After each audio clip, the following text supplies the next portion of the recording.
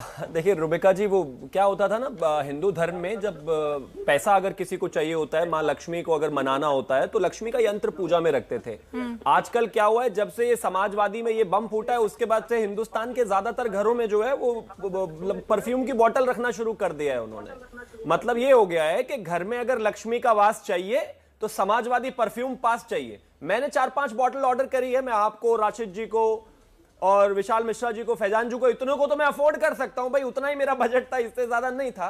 बाकी मुझे लगता है इस देश को, एबीपी के दर्शकों को, सभी को एक एक ये लाल वाली बोतल जो है खरीद लेनी चाहिए, क्योंकि एक बोतल अगर आपने खरीद ली उससे अगले दिन से जो पैसे की बरसात आप पर आनी शुरू होगी ना, वो रात को 11 बजे के बाद जो ऐड चलते हैं कि वो फलाना यंत्र रख लीजिए और पैसे की बरसात, ये क्या देश में मतलब कमाल का ड्रामा बना हुआ है। सोशल मीडिया पर किस तरह के मीम चल रहे हैं कि भाई इस देश में कोबरा के बाद सबसे ज्यादा फेमस अगर कोई हुआ है तो समाजवादी परफ्यूम हुआ है।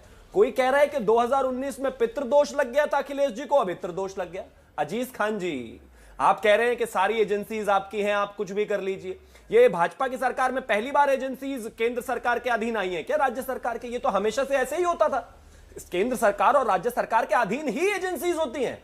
अब बोरे भर भर के ऐसा तो है नहीं कि इनकम टैक्स वाले लाए थे आज मुंबई से, या फिर उससे पहले वो 25-25 किलो की सोने की ईंटें लाए थे लंका से जाके रावण की। ये आप ही के आदमी के यहां निकले हैं ना।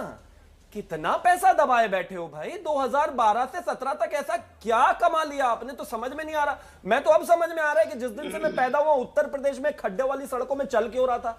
सारे खड्डे तो आपने अपने घर में भर लिए पैसों के, तो फिर आदमी के पास बचा कहां। मुझे लगता है कि थॉरो इन्वेस्टिगेशन होनी चाहिए, और एक पार्टी जिसने इतना करप्शन किया है, और जो आप ये बार बार नोटबंदी की बात करते हैं, इस देश में कारोबार करना गुनाह नहीं है। किसी भी एक कंपनी का 10 करोड़, 20 करोड़, 50 करोड़, 100 करोड़ का दिन में ट्रांजैक्शन हो सकता है, वो गुनाह नहीं है। पीयूष जैन के घर में पैसा रखा था, यह गुनाह नहीं था।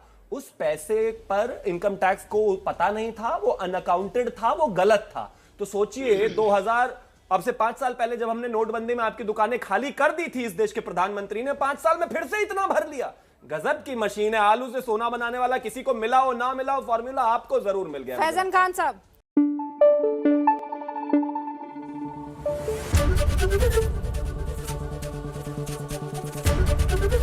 एबीपी न्यूज आपको रखे आगे।